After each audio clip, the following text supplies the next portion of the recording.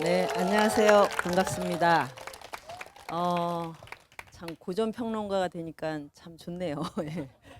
예. 이렇게 풍광이 좋은 곳에서 또 이렇게 아주 해맑은 여러분과 만나게 돼서 너무 기쁩니다. 여러분도 저처럼 고전 평론가가 되시면 이렇게 아주 우리나라의 아주 아름다운 곳을 다니면서 많은 사람을 만날 수 있습니다. 자, 그렇게 하려면 고전의 지혜를 좀 배워야 되겠죠? 그래서 오늘은 동의보감의 지혜와 삶의 비전 이런 주제로 여러분과 만나도록 하겠습니다. 예, 동의보감을 모르는 한국인은 없죠. 또 누가 지었는지는 아시죠? 예, 정광열 아닙니다. 예. 허준의 동의보감, 뭐 이거는 우리나라뿐 아니라 전 세계적으로 인정받는 최고의 의학 고전인데, 근데 놀랍게도 허준과 동의보감에 대해서 관심이 없습니다. 예. 직접 읽고 싶다거나 아니면 거기에 어떤 내용이 담겼길래 이렇게 이제 세계적인 기록 유산이 되었을까 이렇게 궁금해하진 않으시죠? 그냥 막연하게 동의보감을 읽으면 뭐 그냥 만병통치약이 있다든지 또는 뭐 너무 오래돼서 지금은 좀 뭐 쓰기가 곤란한 비과학적인 뭐 치료법이 있다든지 이런 정도로만 생각을 하시는 것 같아요. 이게 저도 그랬거든요.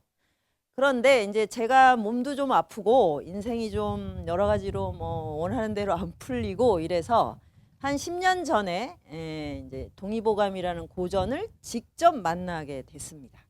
그래서 이제 그걸 보고 정말 많은 이제 감동을 받았고 또 그 다음부터 제가 공부하고 글 쓰고 또 사람을 만나는 여러 가지 길이 다 바뀌는 이제 그런 감동을 연출하게 됐죠. 그래서 이제 그거를 좀 이제 세상에 많이 알리고 싶어서 동의보감 3종 세트를 쓰고 그리고 또 이제 여기저기 이제 이야기를 하다 보니까 오늘 여기까지 이제 오게 됐습니다. 일단 동의보감이 언제 만들어졌는지 아세요? 징비록, 요즘 이제 그 드라마 징비록에 보면 여기 병산서원의 주인이었던 서해 유성령이 주인공이잖아요. 1592년에 임진왜란이 일어났죠. 그런데 1596년에 그 동의보감의 프로젝트가 시작이 됩니다. 그렇게 해서 이제 이때도 물론 선조대왕이 허준하고 그때 최고의 이제 유교, 불교, 도교의 최고 지성인들을 모아서 프로젝트 팀을 꾸렸어요. 그래서 이제 선조가 이렇게 이제 명령을 했어요. 너무 의학 서적들이 복잡하고 번잡해서 참고하기가 어렵다. 그러니까 좀 잘 압축을 해라. 그리고 모든 병은 이미 병이 난 다음에 고치는 건 이건 좀 문제가 있더라. 왜냐하면 선조대왕이 몸이 정말 약했어요. 그 드라마에 보시면 그냥 뭐 감정 조절이 안 되시잖아요. 그분이 막 광해군을 질투해서 막 뭐 자기가 막 쓰러지고 뭐 그리고 뭐 신하들하고도 계속 감정 싸움을 많이 하셔요.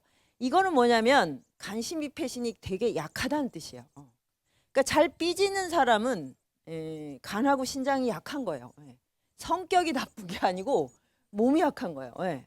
그래서 본인이 굉장히 이제 잔병을 많이 앓다 보니까 의학 공부를 많이 하게 된 겁니다.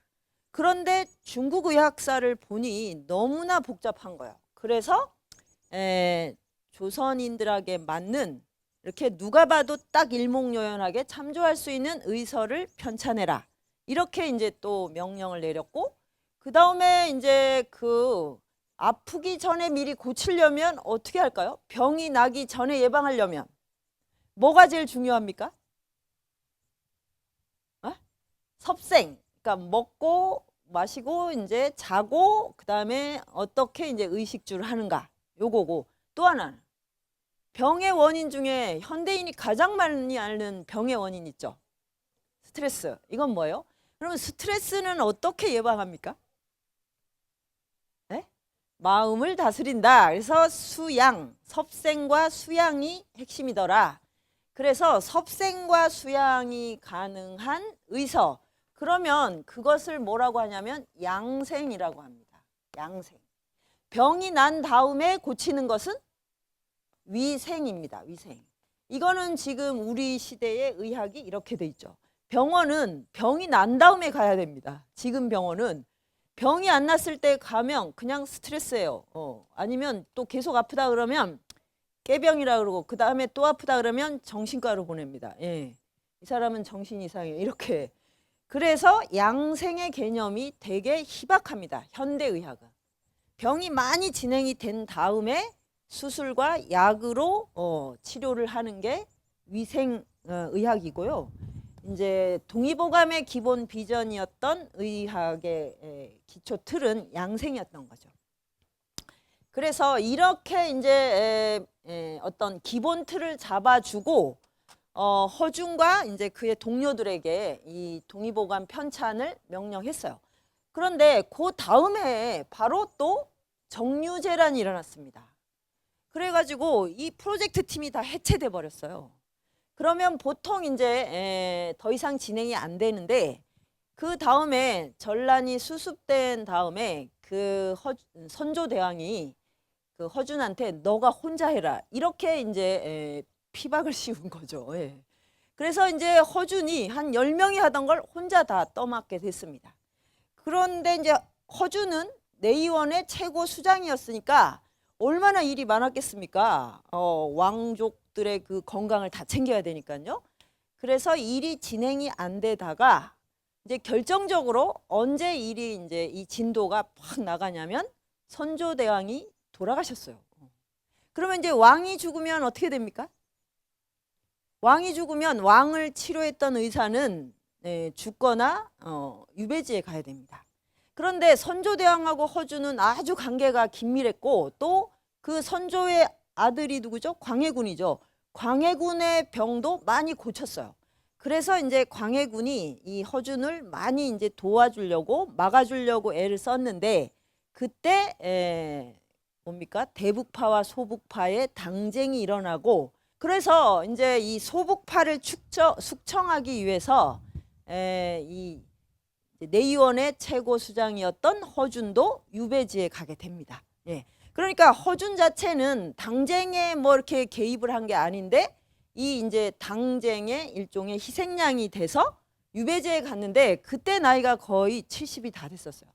그러니까 참 인생에 누릴 건 다 누렸는데 이제 노년에 접어들었고 그랬는데 이제 북방으로 유배지를 가면 굉장히 인생이 참 꿀꿀하겠죠. 자, 그럴 때 뭘 해야 되겠습니까? 책을 보고 책을 쓰면 됩니다. 예. 그게 이제 아주 중요한 인생의 지혜입니다.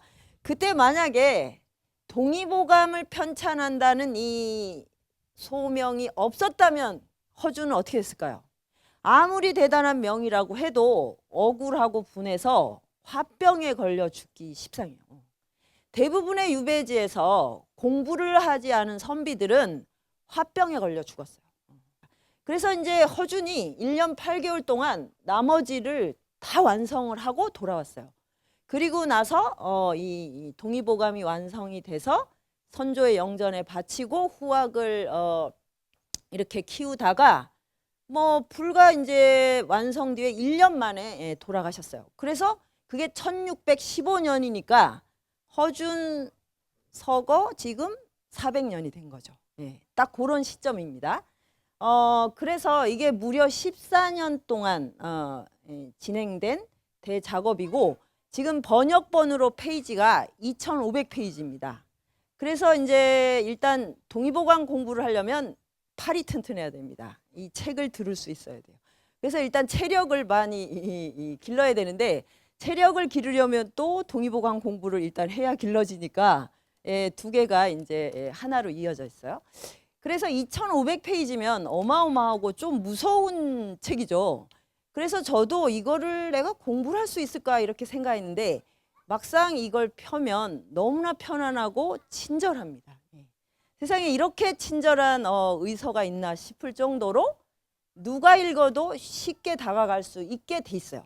그럼 왜 그러냐면 동의보감은 그때까지 나온 동양의학사를 총망라에서 집대성 했는데 가장 간결하게 분류를 했어요. 그래서 분류가 얼마나 아름다운가를 보여주는 책입니다. 그래서 동의보감은 그렇게 복잡해도 딱 요 세 가지만 아시면 돼요. 그러니까 내경편, 몸 안에 풍경. 몸 안에 뭐가 있습니까? 오장육부. 그 이전에 전기신이 있고 피도 있죠. 혈. 그 다음에 오장육부에 포함되지 않은 이런 짜잘한 장기들도 있고, 또 우리가 살아있으면 가지고 있어야 되는 게 있어요. 대소변을 가지고 있어야 돼요. 그러니까 몸 안의 풍경에 대소변이 나오는 게 너무 놀라웠어요. 아, 살아있으려면 이게 늘 있어야 되는구나. 이게 없으면 그건 죽은 시체잖아요. 그래서 우리가 현대해부학은 가서 이제 보면 다 없죠. 그게 없고 그냥 장부들만 있잖아요. 그게 이제 동양의학하고 다릅니다. 동양의학은 살아있는 몸을 다루는 것이고, 서양 해부도는 죽어서 숨이 멈췄을 때 몸의 형상이라고 생각하시면 돼요. 그래서 이제 이것만 또 있는 게 아니라 제가 지금 말을 하고 있죠. 말. 이게 어디서 나옵니까? 지금 말이 어디서 나옵니까? 이 안에서 나옵니다. 그래서 성음 언어도 내경에 있어요. 그리고 밤에 주무실 때 꿈꾸죠. 꿈 어디 있습니까? 어디서 지금 떨어집니까? 이것도 몸 안에 있어요. 그래서 이제 이게 첫 번째고, 그 다음에 외형은 몸 밖의 형상이에요. 그러면 뭐 제일 몸 밖에 있는 것 중에 가장 지금 강렬한 게 무엇입니까? 얼굴이죠. 얼굴. 그래서 얼굴은 뭐 이렇게 아주 미모가 뛰어난 분을 뭐라고 그래요? 자체 발광이라고 할 정도로 이게 기가 세요. 여기에 양기가 다 몰려 있어요. 그래서 겨울에 어지간히 추워도 얼굴은 얼지 않습니다. 이게 바로 양기가 뻗쳐 있는 곳이에요. 쉽게 말하면. 그래서 여기가 너무 열받으면 안 됩니다. 얼굴이 불쾌하다, 이건 무슨 뜻이겠어요? 열받았거나 또는 지금 술에 쩔었다는 거죠. 그럴 때 얼굴 색이 아예 붉어집니다. 그리고 또 이제 술 깨면 괜찮아지는데 계속 10년, 20년 술로 수양을 하시면 어떻게 될까요? 그 다음에는 물만 먹어도 위에서 열이 쫙 위로 올라갑니다. 그래서 이제 막 땀이 비 오듯 나죠. 뭐 음식을 먹으면 비 오듯 나는 게 이 술로 얼굴을 완전히 10년, 20년 달고 넣었을 때 그렇습니다. 예, 그래서 이제 뭐 얼굴은 되게 정직합니다. 그러면 눈, 코, 입, 이 전체 구멍이 몇 개인가요? 9개. 구규가 있어요. 이 9개. 그러면 이 9개의 구멍이 이 세상과 통하는 창문이에요. 굉장히 소중하겠죠? 그래서 얼굴, 근데 이 얼굴 중에서 또 이 9개의 구멍 중에 제일 두드러진 구멍이 뭐겠습니까? 네? 입요? 먹는 걸 너무 또 입만 소중합니까? 눈이 제일 중요해요. 눈빛이라고 말하잖아요. 눈에서 빛이 나오잖아요. 예. 여기가 바로 심장의 작용이 눈빛으로 나타납니다. 그래서 이렇게 봐서 빛이 안 나오면 심장의 불이 지금 꺼질랑 말랑 하는 겁니다. 예, 그래서 얼굴을 가지고 사람의 운명을 파악하는 걸 관상이라 그러는데, 관상에서 눈이 900냥이라고, 전체가 1000냥이면 그렇게 할 정도로 눈이 중요합니다. 그래서 눈을 보고 이 사람의 오장육부의 전체 지금 생명의 기운이 어느 정도인가를 판가름하는 건데, 이걸 함부로 막 고치면 안 되겠죠. 그래서 요즘은 너무 고쳐서 한의원에서 망진이 거의 불가능하다고 합니다. 그러니까 오장육부하고 따로 노는 거예요, 얼굴이. 그러면 이제 한의원에서도 기계로 막 이렇게 점검을 할 수밖에 없게 됩니다. 자, 외형은 그래서 몸 밖의 풍경인데, 모습인데, 이것은 내경을 그대로 반영을 합니다. 그래서 얼굴을 보고 오장육부, 그 다음에 피부를 보면 뭐 폐의 상태, 폐대장의 상태, 근육이 안 좋으면 간이 문제가 있구나, 뼈가 흐물흐물하면 신장이 지금 문제구나, 이렇게 다 연결이 돼 있어요. 예, 그러면 이렇게 연결이 돼서 이것들이 조화를 이루지 못할 때 병이 됩니다. 그러니까 동양의학에서는 병은 뭐냐면 넘치거나 모자라는 거예요. 그래서 요거는 자기 자신에게 맞는 대로 다 다릅니다. 기준이 똑같지가 않아요. 그러니까 어떤 사람은 혈압이 높아도 몸이 잘 그걸 감당하면 정상입니다. 그 사람한테. 혈압이 아주 낮은데도 골골하면서 아주 잘 사는 분도 있어요. 골골하면서 더 오래 살죠. 이렇게 막 기운이 뻗치는데 그냥 한 방에 가시고 이런 게 이제 평균으로 되지 않는 거거든요. 그래서 이게 여기서 핵심은 뭡니까? 태과 불구. 그러니까 넘치지도 않고 모자라지도 않는다. 요게 핵심입니다. 요거를 꼭 기억을 하세요. 그러니까 세상에 아무리 좋은 음식과 약이 있어도 넘치게 먹는 순간 나에게는 독입니다. 그리고 당연히 있어야 되는데 없는 거는 불급이죠. 이거 역시 병을 일으킵니다. 그러면 여기까지는 다 동의를 하세요. 근데 우리 안에 태가불급을 일으키는 가장 큰 거는 감정이에요. 감정. 그래서 감정을 어떻게 해야 되겠습니까? 조절하지 않으면 기운이 한쪽으로 확 쏠립니다. 그런데 어떨 때 감정 조절이 안 되세요? 맛있는 걸 보고 먹고 싶을 때, 뭘 갖고 싶을 때 탐욕이죠. 그 다음에 내 뜻대로 안 될 때 분노죠. 그 다음에 제가 오늘 여기 오면서 저지른 멍청할 때, 어리석음. 그러니까 이 주변 상황을 잘 파악하지 못할 때 오는 이 어리석음도 병입니다. 그래서 탐진치라고 하는 이런 상황에 있을 때 감정 조율이 안 됩니다. 그러면 감정이 조절이 안 된다는 건 오장육부의 기운이 한쪽으로 가서 콱 치우치는 거예요. 그럴 때 기운이 뻗치거나 팍 가라앉게 되거든요. 그러면 당연히 병이 듭니다. 이거는 보이지 않는 에너지지만 명백하게 우리 생명을 이루고 있는 것이거든요. 그래서 수양이 제일 중요합니다. 병을 양생에 있어서는. 그게 바로 이제 내경과 외형을 구성하는 그렇게 이제 태가불급을 조절하면 정기신이 잘 순환해서 건강한 삶을 이렇게 유지하는 거고 이게 치우쳤을 때는 병이 오겠죠. 근데 요것만 있는 게 아니고 바로 여기 잡병편. 잡병이 뭐냐면 천지 오운육기라 그래서 우리가 지금 여기도 그렇죠. 햇빛이 있죠. 그 다음에 뭐가 있어요? 바람이 있죠. 물이 있고 그 다음에 지금은 아주 쾌적하지만 조금 더 햇볕이 뜨거워지면 막 열이 되고 이런 거 풍한서습조화라고 하는 천지의 기운이 있습니다. 근데 이것이 우리가 딱 예측하는 대로 되질 않아요. 우리가 일기예보처럼 자주 틀리는 게 없잖아요. 그러니까 풍한서습조화 이렇게 되면 변수가 엄청 많습니다. 거기다 해마다 달라져요.